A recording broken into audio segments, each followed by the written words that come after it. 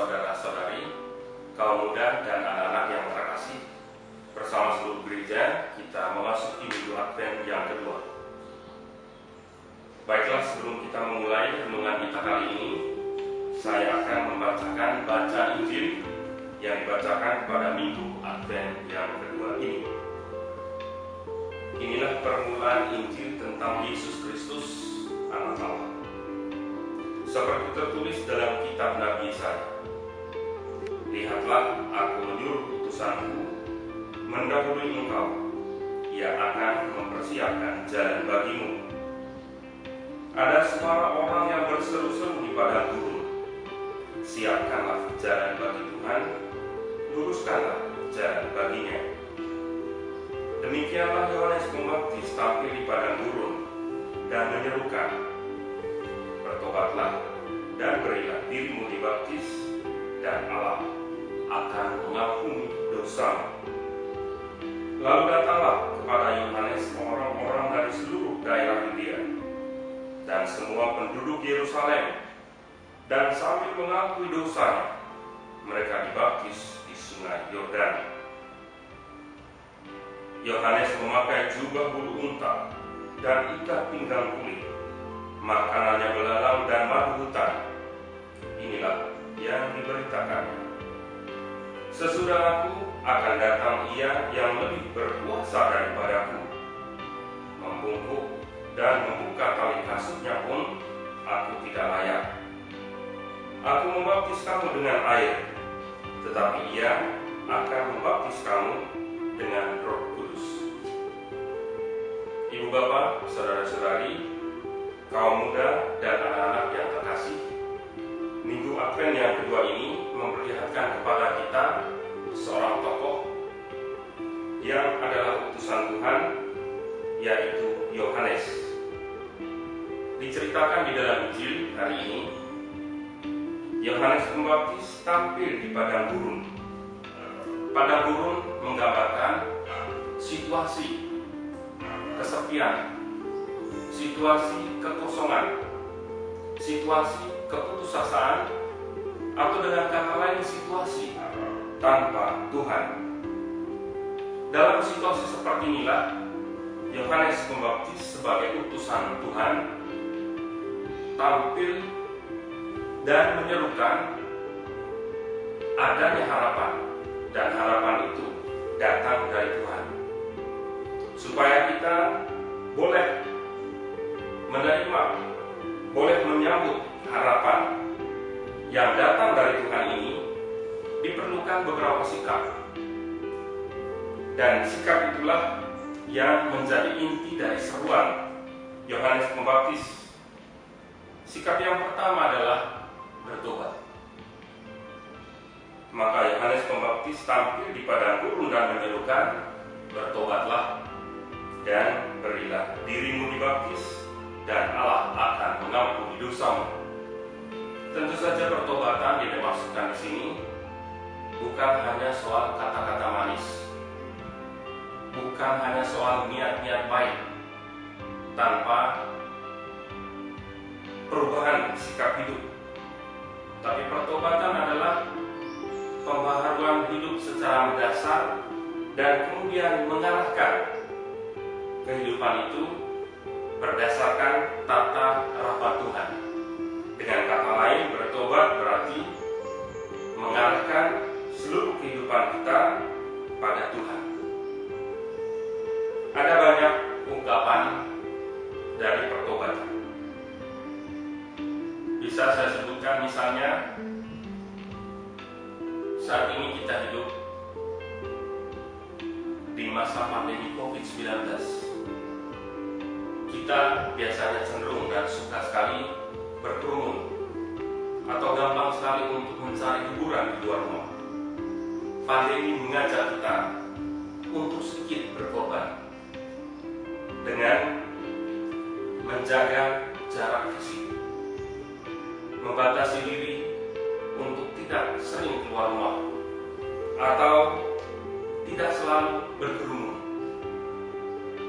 Dan ini adalah bentuk pertobatan yang konkretnya, meskipun kita ingin sekali untuk berkerumun, tapi karena kita ingin ikut serta dalam usaha untuk mengendalikan wabah COVID-19, maka kita mau di rumah saja.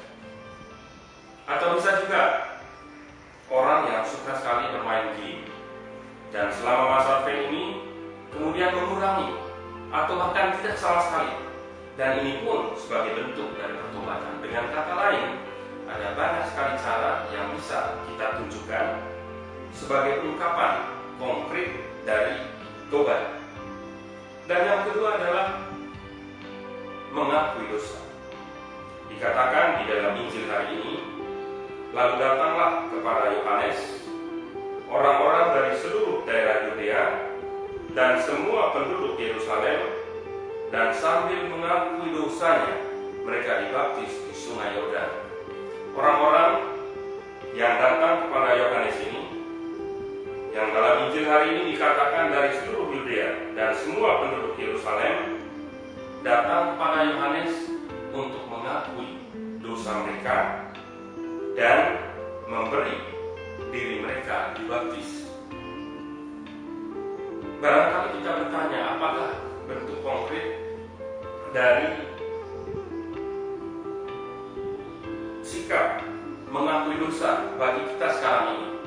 Tentu saja ada kebiasaan di dalam gereja menjelang Natal atau juga menjelang Paskah, ada kesempatan untuk menerima sakramen pengampunan dosa.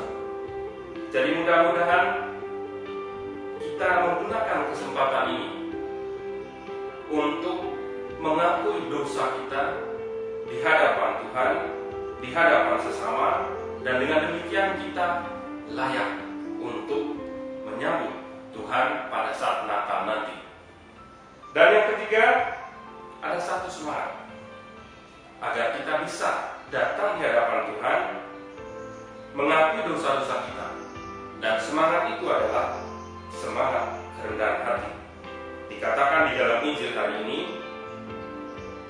sesudah aku akan datang, Ia yang lebih berkuasa daripadaku, membungkuk dan membuka, tapi kasutnya pun aku tidak layak. Aku membaptis kamu dengan air, tetapi Ia akan membaptis kamu dengan Roh Kudus. Jadi kata-kata ini menggambarkan bahwa Yohanes sebagai utusan Tuhan itu memiliki semangat rendah hati. Dan kerendahan hati inilah yang membuat Yohanes menjadi layak menjadi seorang utusan Tuhan. Bahkan dikatakan membungkuk dan membuka tali kasutnya pun aku tidak layak. Yohanes merasa dirinya tidak pantas di hadapan Tuhan, di hadapan Yesus. Ibu bapak, saudara-saudari, kaum muda dan anak-anak yang terkasih, kembali kepada pertanyaan, bagaimanakah kita mempersiapkan kedatangan Tuhan di dalam keluarga kita masing-masing? Ada 3 hal yang ingin saya garis bawahi. Yang pertama adalah tunjukkan sikap tobat yang konkret dalam berbagai bentuk. Dan yang kedua adalah akuilah dosa kita, dan bentuk konkretnya adalah gunakan kesempatan sebaik-baiknya pada masa Advent ini untuk menerima sakramen pengampunan dosa, sehingga kita layak untuk menyambut dan menerima kehadiran Tuhan di dalam diri kita, di dalam keluarga kita pada saat Natal nanti. Dan yang ketiga, tumbuhkanlah semangat kerendahan hati. Artinya, spiritualitas kerendahan hati itu sangat perlu, sangat penting untuk kita dalam menyambut kedatangan Tuhan yang akan kita rayakan pada saat Natal nanti. Tuhan memberkati.